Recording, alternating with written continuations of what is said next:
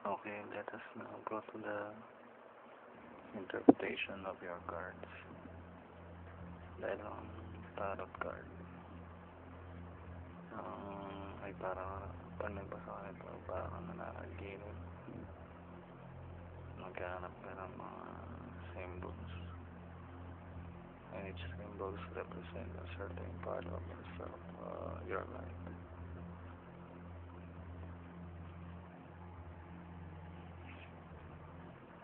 At dahil ang time ay flexible or infinite, napakahirap malaman specific time na mangyayari ang events na nire-represent ito. Dahil maaaring represent the past, the present, and the future. So, one thing is certain na nire-represent ito a certain part of your life. Okay.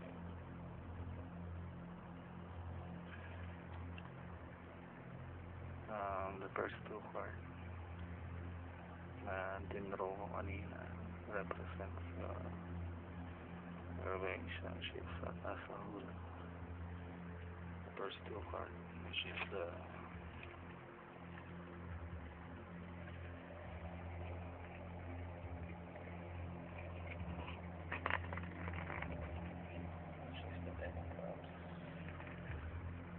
Ten of Cups and the Nine of Cups.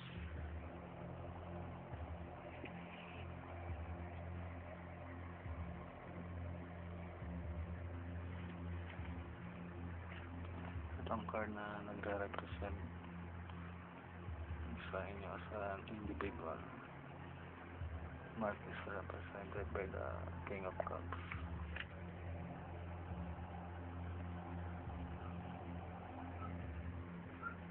While Mitch is represented by the Queen of Wands reverse.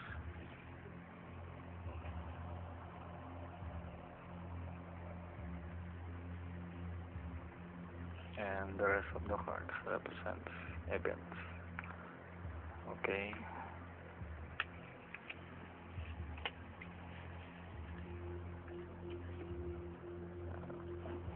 Ang sinasabi ng Queen of Wands,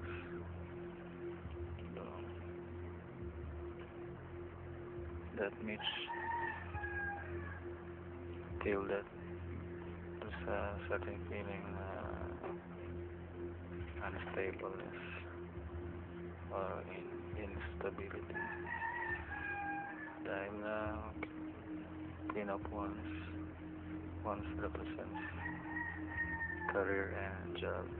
So may kinalaman ito sa kanyang career, sa kanyang trabaho.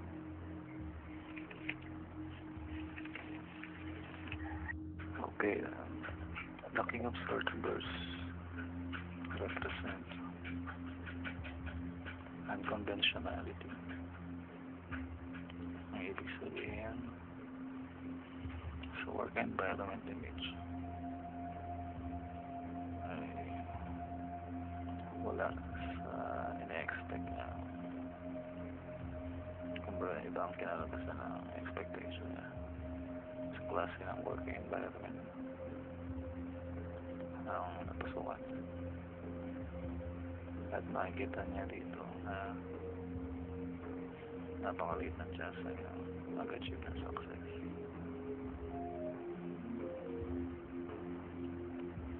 At ang Ten of Wands represents success in career.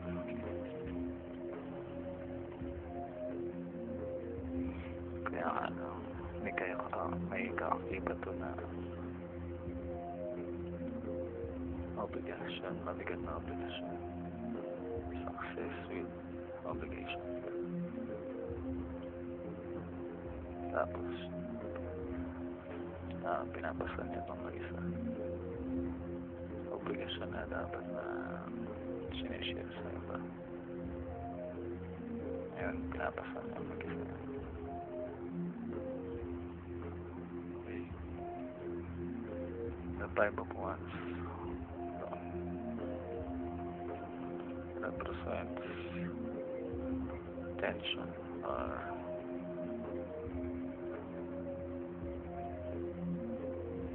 disputes sa trabaho. Ibig sabihin, mayroong mga taong against o hindi pa ba sa mga palakad sa klase ng trabaho. Okay. Pagmamanage niya. Paggawa sa kanyang trabaho. Pero hindi dapat siya patala dito. Kailangan niya magpatuloy. Kailangan niya lumaban. Tapos, yung Eight of Cups represents continuous learning. Kasi nasabi dito na parte lang ito ng kanya. Kailangan niya pagdaanan ito dahil parte lang ito ng experience niya. Kailangan niya para matuto. At kailangan niya rin mag-undergo ng mga training na mag-improve sa kanyang career. Okay.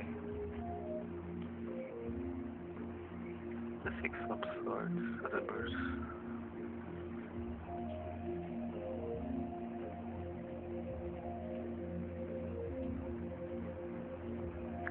Represents continuing difficulties. Pero hindi ang sinasabi nito na matatalo siya.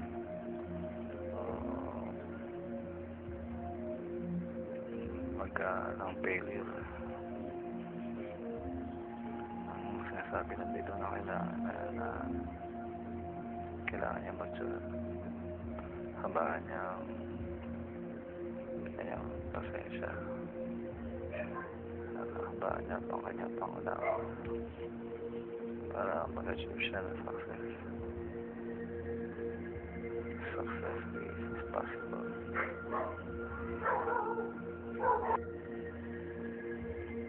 Okay. The King of Cups represents smart. Sinasabi dito na malaki ang pagmamahal sa'yo. Mahal na mahal ka niya. Somehow he is affected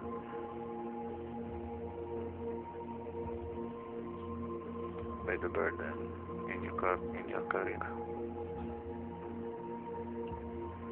Makikita yun dahil yung King of Cups ay nakatingin sa yung career goals.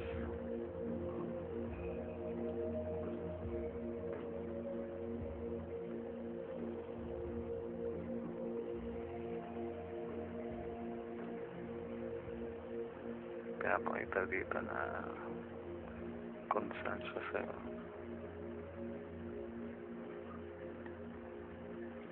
At ang Seven of Swords reverse.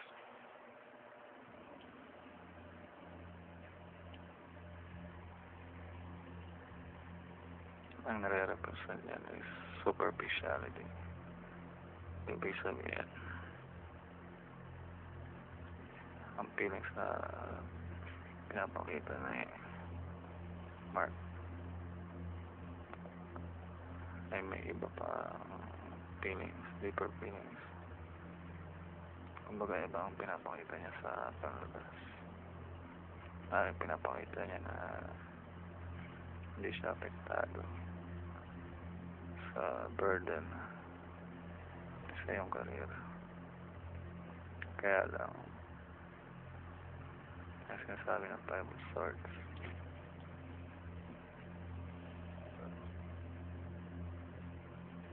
he is somehow disappointed. feel disappointed from the shortcomings na maaaring mauwi sa pain and suffering represented by the Nine of Swords.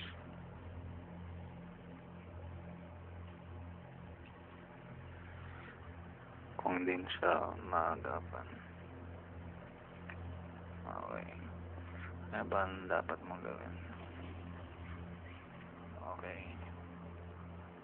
Ang pictorial symbols, ito. Kumbaga sa dream interpretation. Ang nakikita kong symbols dito ay ang pictorial symbols dito ay para siyang hook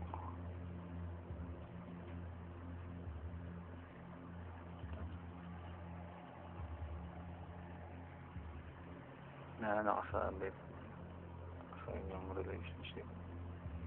Ito. Ang ibig sabihin lang ito sa mga panahon na ito, dapat nilang panghawakan ang inyong relationship. You must hold on to it. Dahil along the way, mapagtatagumpayan yung mga pagsubok na darating. Hold on. Success is definitely coming. You will achieve success. At sinasabi ng Seven of Swords,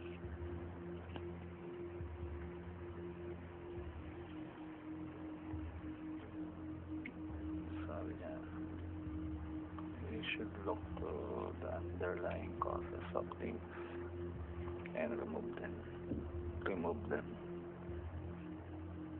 Hanapin yung mga dahilan kung bakit. Ano ba ang mga dahilan kung bakit nangyari ito? Kaya dapat nyo alisin. So, dapat hindi kayo mag-worry and hold on to your relationship.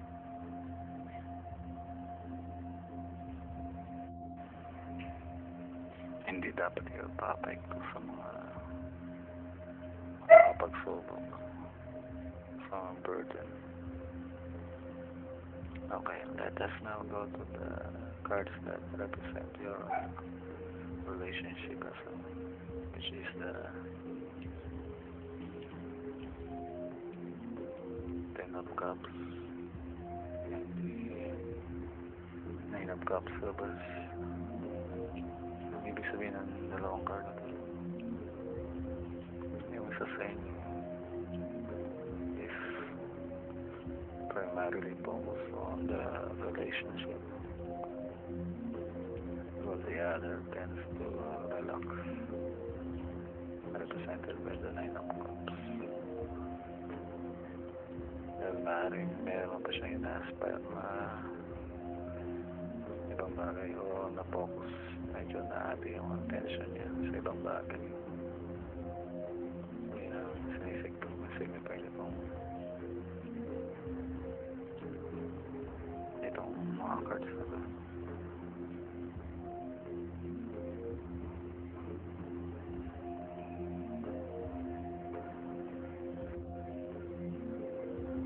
You should focus on your relationship dahil maaaring napipiling neglected na minsan. You must keep the spark of the relationship alive. Okay, that is my reading. Good luck to both of you.